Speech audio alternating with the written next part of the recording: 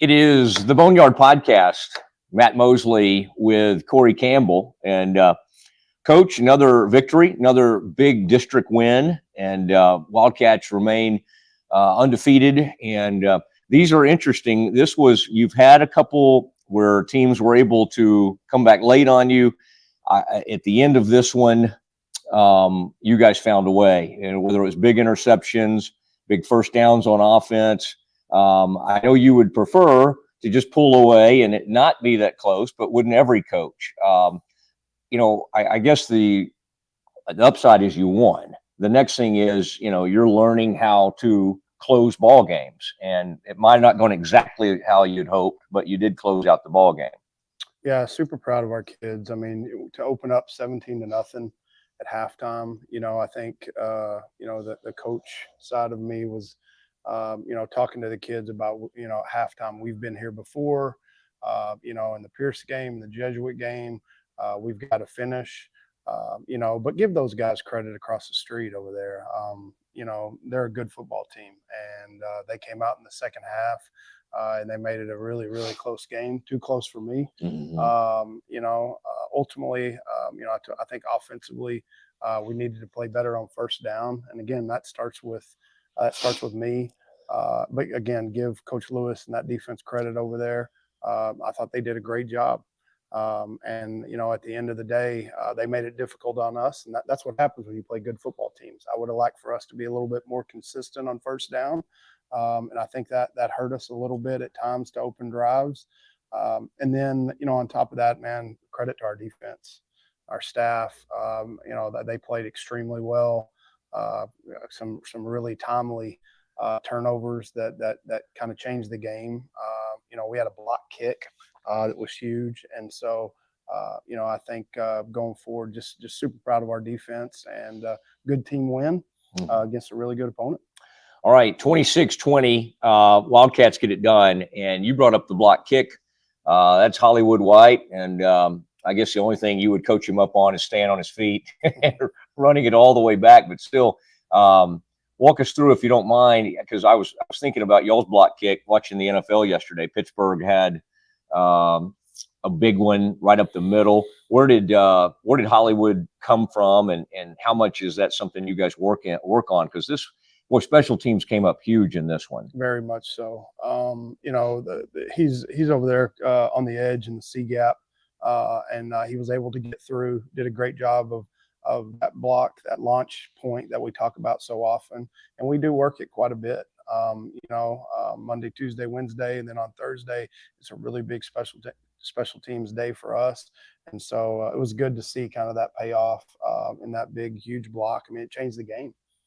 Yeah, that did. They had gathered some momentum in that second half. Let's go back to the first half, and they snapped it over their punter's head.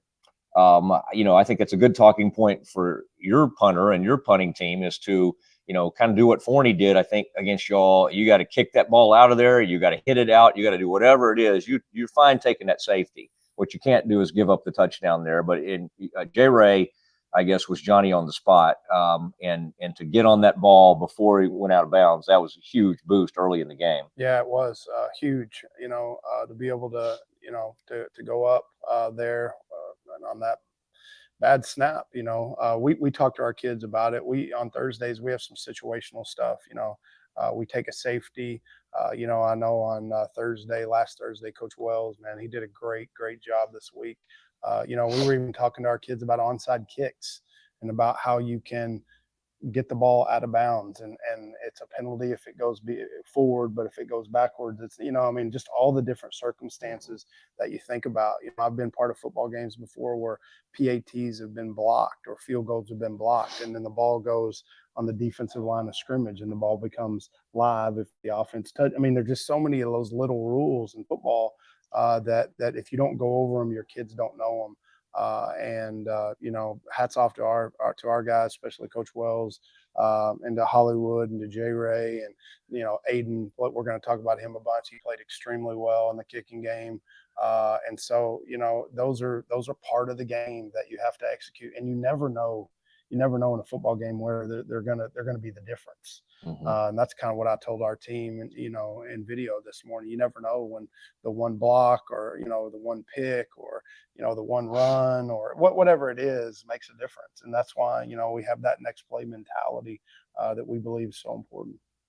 All right, and just from we really like it when you break down some of the strategy, but going along those special teams, that was interesting, and I'm sure it helps to have a really good soccer player as your kicker. When I think sometimes people in stands go, "Wait, why is that ball going so?" It's not going as long as it usually does. But boy, that was obviously on purpose, and you must have seen something from the Berkner return game that said, "Hey, we're not going to let them beat us with one of those big returns." But that seemed well executed throughout the game. Yeah, I think it was just a good video study for us. I mean, give those guys credits. They've got some tremendous athletes with speed back there, and really over the last couple of years. I mean, if you go back to last year's Highland Park game, I think they had maybe 3 kickoff returns for touchdowns. I think maybe 1 or 2 of them were called back. This year, the opening play against Richardson, Berkner took it 100 yards for a kickoff return. And so it was just something that we've been working on, a little sky kick, pooch kick. Mm-hmm. And it's not as easy as people think.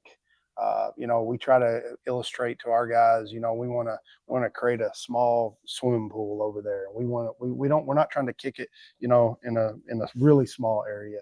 We want our kids to know it's like almost like a green, like you're hitting a lob wedge, right? Mm-hmm. You want to hit it up on the green. And so we kind of give them a landmark of, a 30-yard line or 32-yard line, or left hash, or below the numbers or above the numbers.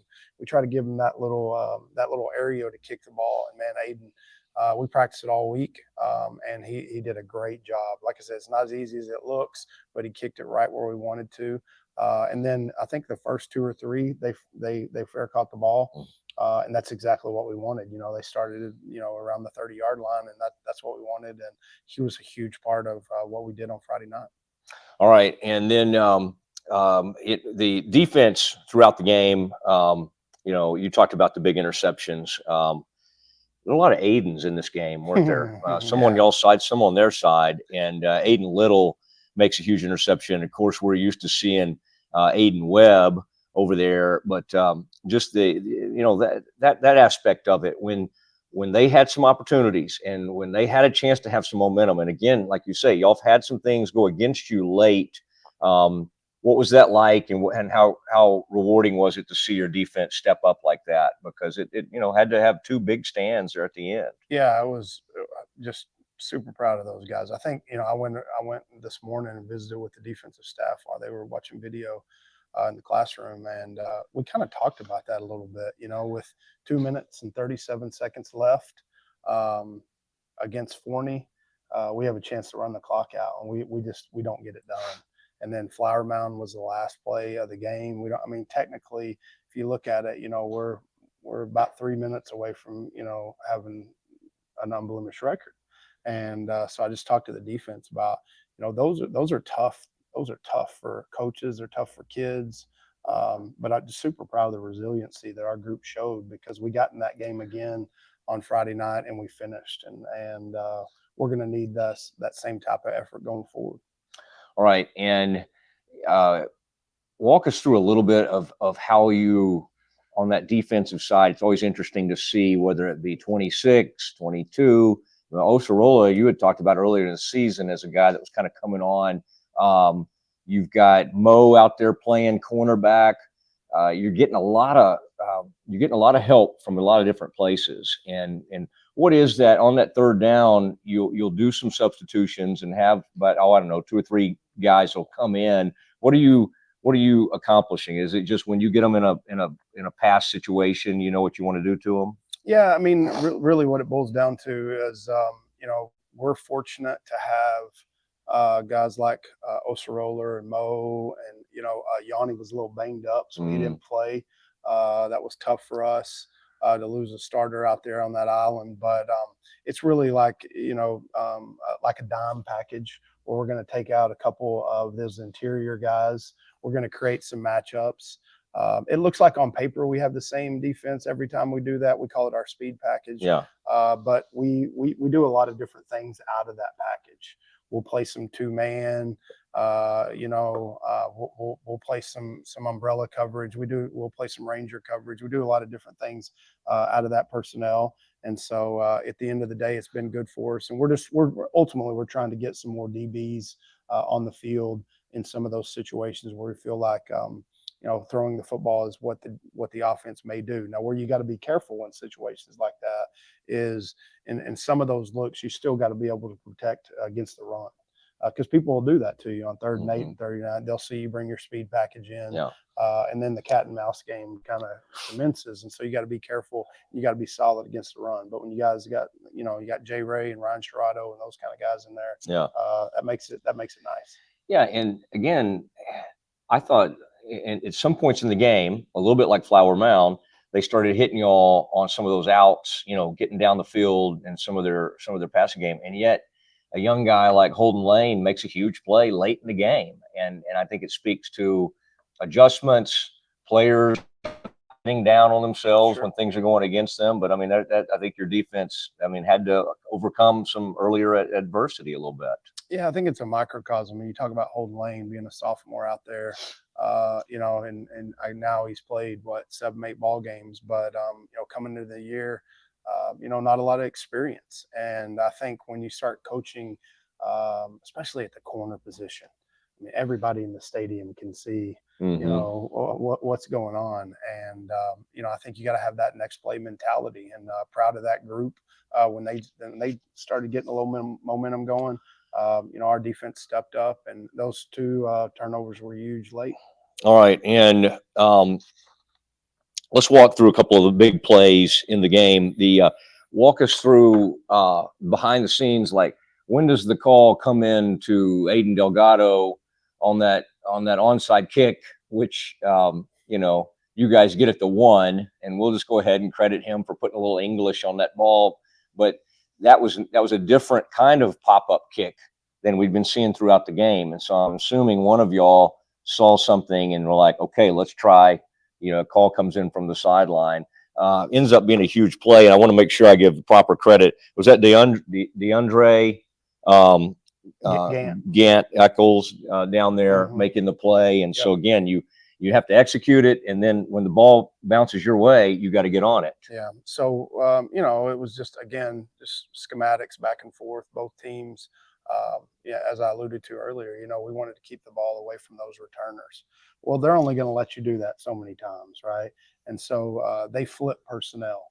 One is an extremely talented football player. I think he's committed to Oklahoma State. He's going to go, super impressed by him. And we just wanted to keep it out of a couple of those guys' hands. And so they switched personnel, and they moved their deep returners up to those end positions. And so we decided we got it in the right situation.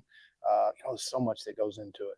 We talked about it doing a little earlier, but the wind was a little bit of a factor Friday night. And so we wanted to wait until until we got the wind at our back. And so when they switched personnels, we went ahead and kicked it over the top of them, and give DeAndre Gant, give him credit. He was busting it down there. And then obviously, Aiden dropped that lob wedge, and it backed up a little bit on the 1-yard line. And then, that wasn't the intent. It was to keep it out of the hands of those big returners. But what a huge play. That's 7 points for our offense because of special teams right there. So hats off to that unit. And, like I said, Aiden definitely – when I say Aiden, I guess I need to start using the last name. Aiden Delgado had his best game probably of his high school career, and we needed that to get that 4th district win. That was huge. All right, and that was a lot of fun to watch. Always great to beat Berkner, and by the way, Coach Wells, who you already have praised, but just for people that maybe haven't picked up on this. He came to you. He'd been at Michigan State, right, as an analyst, and ends up on the Lake Highland staff. And I watched a little of the Iowa-Michigan State game the other night, and I think they're missing Coach Wells a little bit there. But that is nice to have And I'm sure there are other staffers you have that you could mention that work with the various parts of special teams. But boy, it's really paying off, and that's been a great addition to your coaching staff. Yeah, it has been. The networking that goes on in our world is it's fascinating. And Coach Wells and I, we have some. Ironically, we just have a few guys that run in the same circles, and I was able to, I was able to get him, convince him and his wife and his family to take the jaunt and come to Texas. And what I love about some of our new guys, Coach Nelson, Coach Wells, and guys that are already here is just they're just tireless workers, man. And we when they're like that and they have that ability to just press and keep working, it just the stones aren't unturned. So when we get to a situation on Friday night, he's not saying, "Oh man, we've never practiced that," or it's like, "Hey coach, what do you want to do?" Right before every game, he comes to me and he tells me the yard line and the hash of where we think our longest field goal can be. And I write that stuff down, and we're talking back and forth. And so he's done a great job. Our staff's done a great job, and we're super excited to have him here. All right, and just from a strategy standpoint, what goes through your mind when you're, and I saw this in NFL games yesterday, and one of them, it didn't work for the NFL team. When you're like in a 4th and 3, you're maybe at the 31, 35-yard line. You maybe don't want to try a field goal because you don't know what could go wrong there. But you could pooch it back and push them back. You decide to go for it there. What in your mind, is it just like, hey, I want to finish this thing? What goes into those kind of decisions? Yeah, I think really, people talk about analytics and all the stuff that goes into that all the time. And I think for us, you just have to sit there and the percentages of what you can do. Pooch it, that's obviously an option. You can kick a field goal, or you can get in a regular punt formation and punt it, or you can go for it. And so for me, I think that was easy for us. Whether people agree with it or not, it was an easy decision for us to make. We didn't want to punt it. You want to take the variances of snapping it and holding it and kicking it. You want to take all that out, because what can you gain? You're talking about, if you punt it in the end zone, you're only gaining like 11 yards. Now if you punt it down to the 1, you could argue that, but the percentages of punting it down to the 1. So really for us, it's more about the percentages, and the percentages right there. We just needed to go for it. Unfortunately, we kind of got slipped up in the backfield. They were in man coverage. We slipped the back out. We'd done it one time before on a huge gain early on to Christian. It just didn't work out. They got a little pressure on the 5 technique, and we had to bow that thing.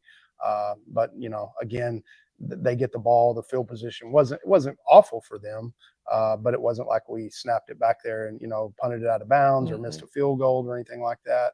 And that's no discredit to our special teams unit or anything, but I think just the percentages are the reason you want to make that call right there. We ought to get a sponsor for the portion of the show where I question one of your calls.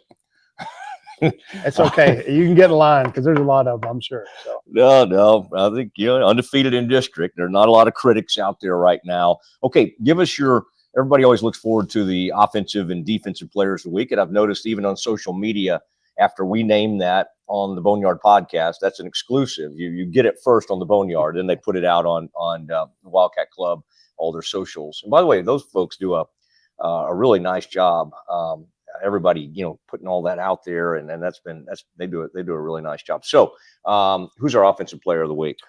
Well, ironically, our offensive player of the week, when you go look at, the output of our offense, I thought Harrison played well at times. I thought Christian played well at times. Up front, we had another adjustment we had to make. Leland caught a ball.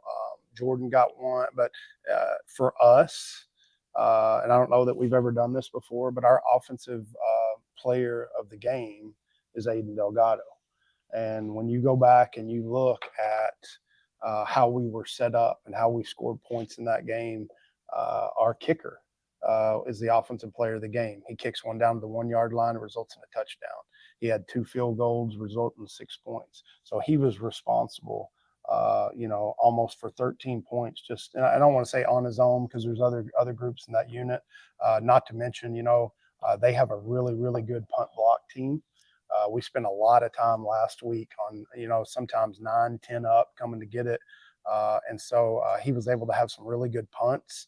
He got tired of me last week telling him not who to punt the ball to. I think he had the numbers memorized by the time we got to Thursday. I know, Coach, I know, don't kick it in the air. And so at the end of the day, we ask a lot of him in this game, probably more than any game we played so far this season.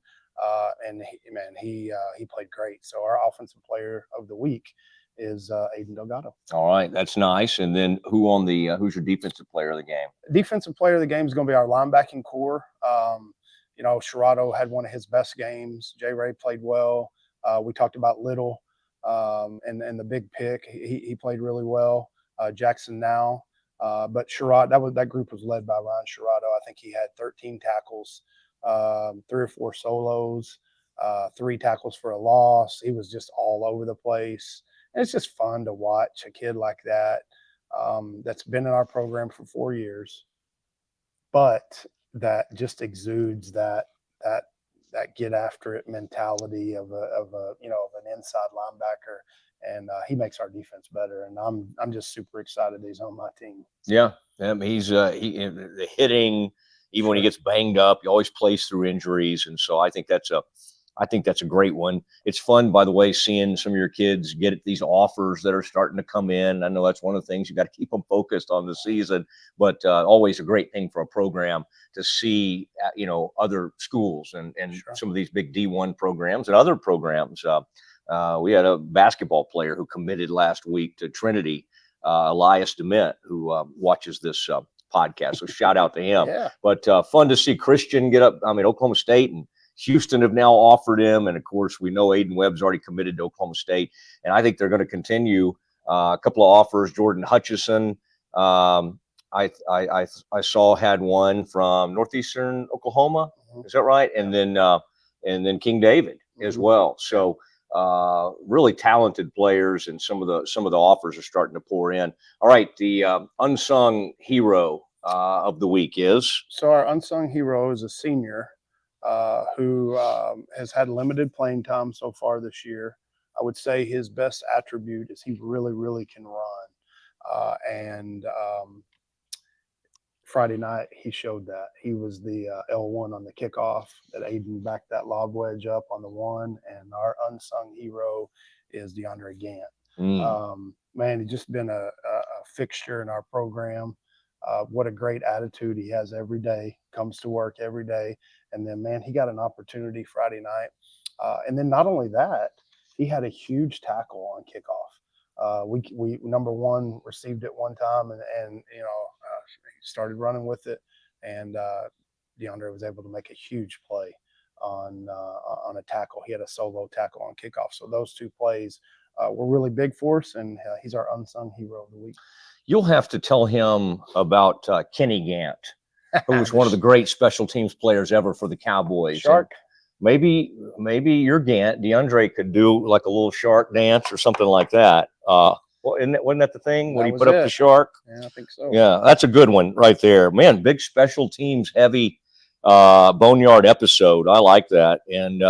And so the unbeaten in district.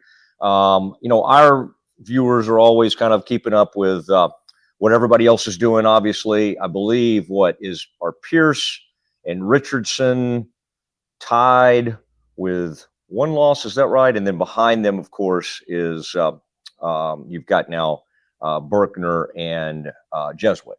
That's correct. And so that's kind of how things are playing out. Do you at all look to kind of see, playoff matchups at this point of the season? Or are you still in, we've got to finish strong, win all our games? How do you kind of balance that? Because it's hard not to look at that and go, okay, who's in that district we would end up playing, who's doing what? I think what we try to do is just methodically as the season gets going. We have obviously our district schedule. We've kind of got a board that we keep. And then we also do another one of 8-6A. So that's the Arlington, Grand Prairie, Haltom district. And so we try not to get too involved in it because, again, I preach to the kids, we need to be 1-0 today. we're about to hit the practice field here in a couple hours, and we're not going to change. That's our mentality. But I think there's also a job to do on my end. Perspective that we need to have is we need to have the information. We don't want to wait till the last minute and then be like, oh, we didn't know because we didn't want to look around the corner. And so we don't really talk to the kids about it too much. But we still have a long way to go. And I think, as you and I have talked about over the last several weeks, is there's an opportunity for this district to get turned up on its head, and that opportunity is still very much in the balance with 3 games. Obviously we've already played Pierce.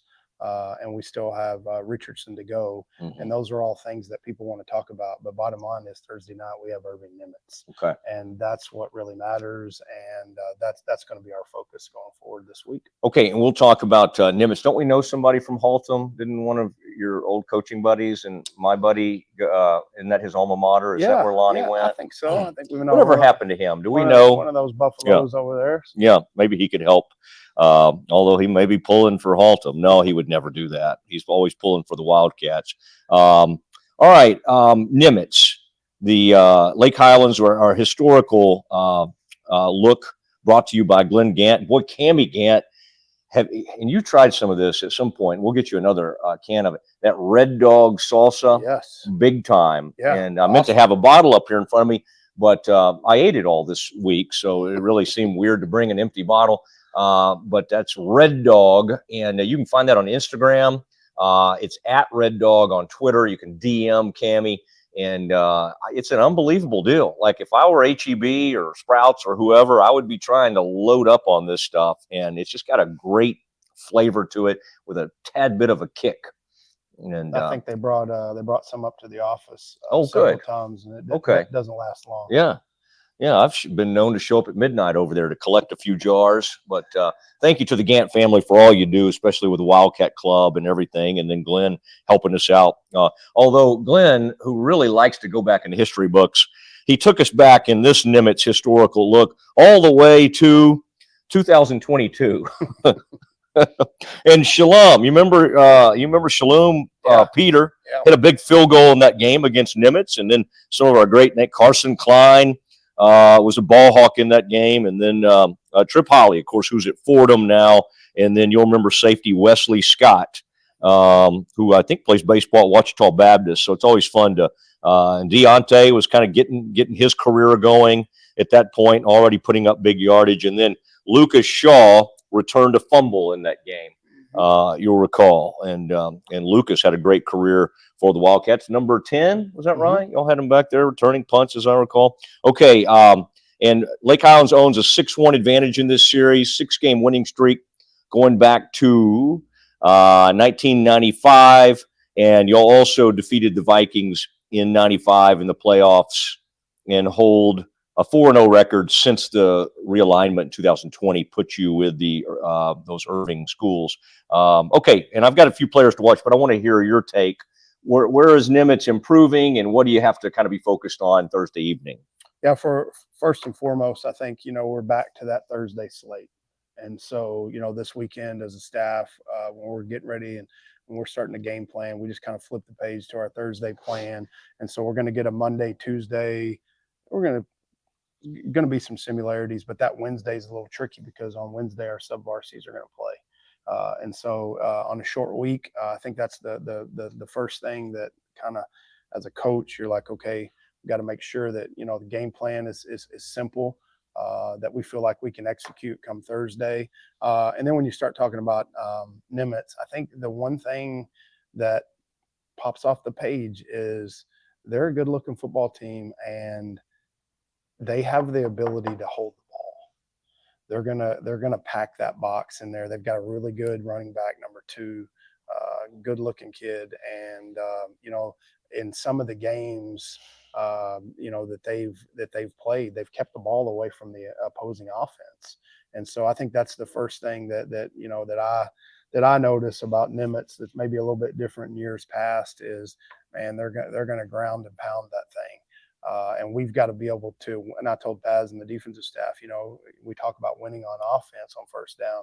We've really got to be able to do a good job on first down to try and get them in some situations that maybe are not as favorable for them, so we can get that ball back. I don't want 10, 12, 15 play drives where they're able to eat the clock, and they have the ability to do that. And so that's one of the things that we've got to do a great job of, is win on first down on defense come Thursday night. And then defensively, they're multiple. We've seen some man free. We've seen obviously some zone. We've seen some different coverages and stuff.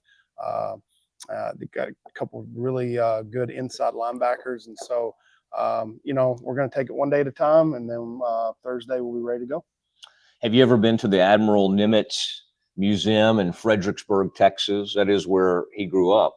I've been to Fredericksburg in one of those bed and breakfasts a couple of times, but I never made my way to the Admiral Nimitz's museum. Oh, man. I'll put that on my list. Hey, we all wanted to know, what does Cory Campbell do in his downtime? Bed and breakfast, big bed and breakfast guy. It's not Fletcher's corn dogs at the fair. I think we got that straight last week. So. Yeah.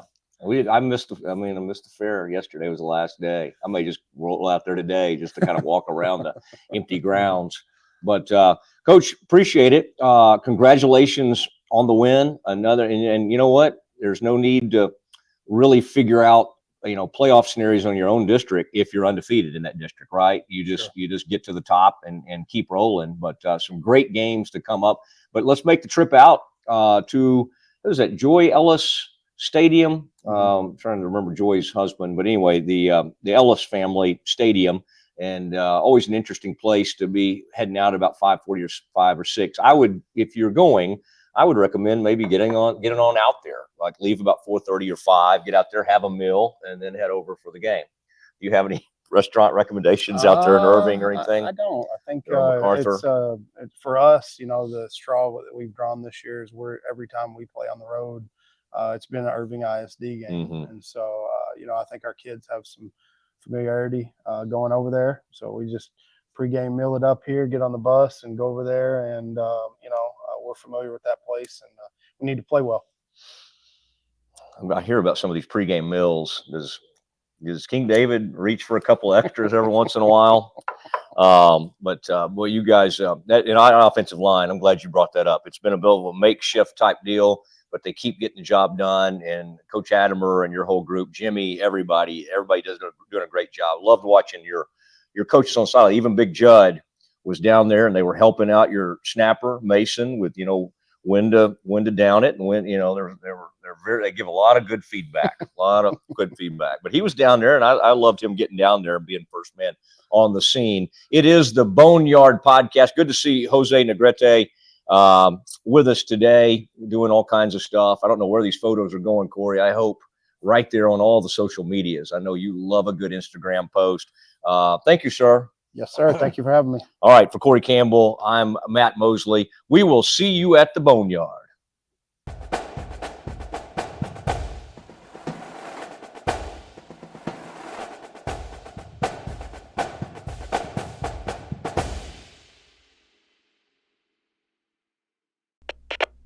We are Rogue Media Sports.